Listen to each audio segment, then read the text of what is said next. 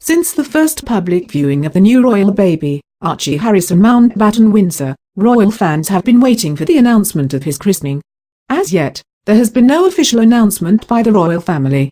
However, it seems possible that Archie's christening could occur next month. According to Elle, Archie's christening could happen as early as next month. An unidentified royal source revealed to the publication that the christening will take place in 6 weeks' time. If this is true, it could also mean that royal watchers will be able to catch another glimpse of Prince Harry and Meghan Markle's firstborn. As Pop Sugar points out, royal christenings usually take place a few months after a baby is born, which makes a July date as less likely because little Archie will only be a couple of months old at this point in time, having been born on May the 6th. However, Prince Harry and Kate Middleton's daughter, Princess Charlotte, was also 2 months old when she was christened. So, it appears that it is still anyone's guess as to when Archie's christening will occur. While a July christening date would be a delightful surprise for royal fans hoping to catch another glimpse of the newborn, Archie's first public debut is expected to the Harry and Meghan's royal visit to Africa, which is scheduled for the fall. As to where Archie's christening will occur, Vanity Fair suggests the event will occur at St. George's Chapel, the same place where Harry and Meghan, the Duke and Duchess of Sussex, were married last year. Regarding Archie's godparents, this is still undecided with no official announcement yet to be made. However, Vanity Fair also states that Harry's cousin Zara Phillips, alongside Princess Eugenie, is believed to be top of the list regarding this special duty.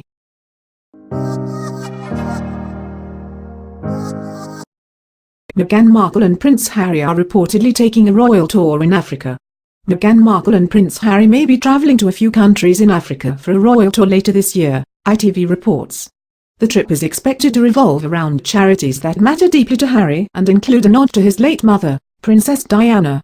In Malawi, Harry and Meghan are expected to help expand the reach of his charity Sandball, which supports vulnerable children affected by the HIV epidemic in the country, as well as in Botswana and Lesotho.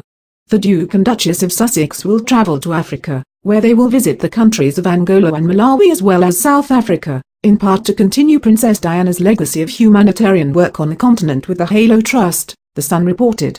The Duke has been vocal about the impact his mother's campaigns had on him. In 1997, Diana famously walked through a live minefield in Angola in 1997 to campaign against landmines. She also garnered attention for the cause by sitting with Sandra Tijika, a 13-year-old girl whose legs were blown off by a mine. Diana's efforts marked a turning point in the campaign, and just months after she died in August of that year, world leaders came together and placed a worldwide ban on landmines. Nika previously reported that the Sussexes were planning to bring Archie to Africa. If he does tag along, he could be one of the youngest royals to go on an official tour. It's also possible that he and Meghan would only come for part of the trip, a source told Nika. Archie's cousin, Prince George, went on his first royal tour to New Zealand in April 2014 when he was 9 months old. The duo reportedly returned to Botswana for a trip in August 2017. Considering the importance of the location to them, Harry proposed to Meghan with an engagement ring that featured a centre diamond from the African country. For 16 days, the Duke and Duchess of Sussex toured Australia, New Zealand, Tonga, and Fiji. The busy schedule included 14 flights and 76 engagements. The couple even announced they were expecting a child at the beginning of the trip.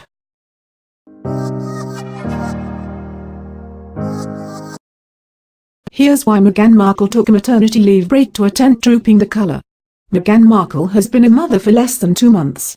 When she gave birth to baby Archie, the world expected to see less of her as she took time off enjoying being a mom. She skipped making an appearance while President Donald Trump was visiting Britain, but she did manage to pull herself away from her son long enough to attend Trooping the Colour, the official celebration of Queen Elizabeth's birthday. According to a source, the reason she attended the event was because it was a family affair. Meghan is on maternity leave, but trooping is a family occasion, a source told People magazine. The Queen turned 93 on April the 23rd, but the public celebration for her birthday is usually scheduled for the second Saturday in June. The Duchess will most likely take 3 to 5 months away from her royal duties for maternity leave, the source told People.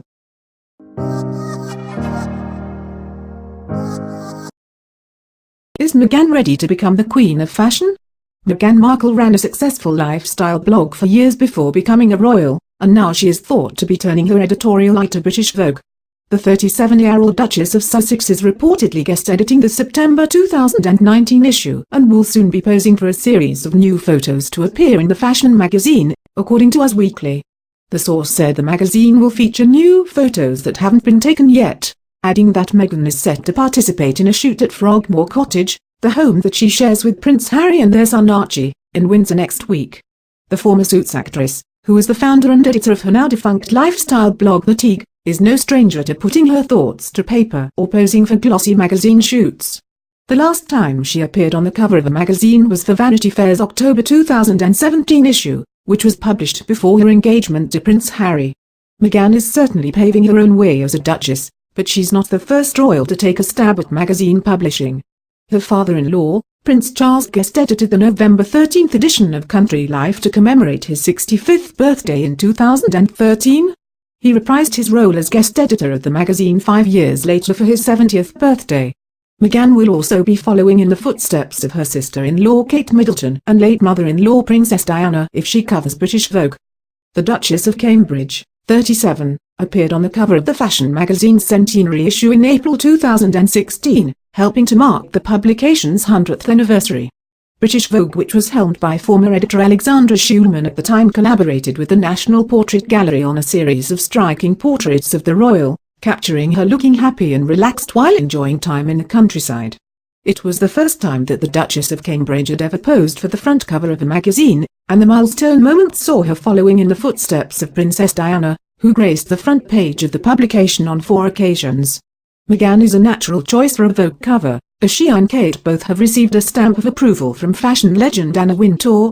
The 69-year-old Vogue editor-in-chief was asked to her opinion on one of the most visible members of the royal family earlier this year as part of a new video series called Go Ask Anna, and she only had praise for Meghan. It seemed as though the iconic editor was particularly taken with Meghan's healthy lifestyle, and couldn't understand any of the criticisms she's come across.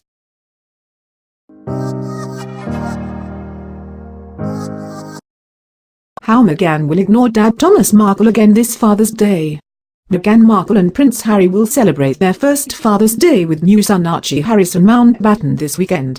But what about her own father, Thomas Markle? Meghan Markle and Prince Harry will celebrate their first Father's Day with new son Archie Harrison Mountbatten on June the 16th. Prince Harry formerly worried about becoming a father, but has taken to the role with enthusiasm, saying Archie changed his life. The other 3 generations of royal fathers will also celebrate this weekend. One person unlikely to receive a greeting from the royal family, however, is Meghan Markle's father Thomas. Thomas Markle Sr. has condemned the family on numerous occasions, which Meghan said was a cry for attention. In a statement she said her father's actions had left her heartbroken, and there has been no confirmed contact between the father and daughter since. Thomas Markle congratulated his daughter on the birth of her first child via a statement in May, suggesting the two are not in personal contact. A royal insider told Bissell journalist Diane Klein it would be a long time before Meghan meets with her father. They said the palace is considering sending a representative to meet with a retired television lighting director before Meghan sees him in person. The proposed proxy visit suggests a personal visit between Meghan and Thomas Markle is a long way off.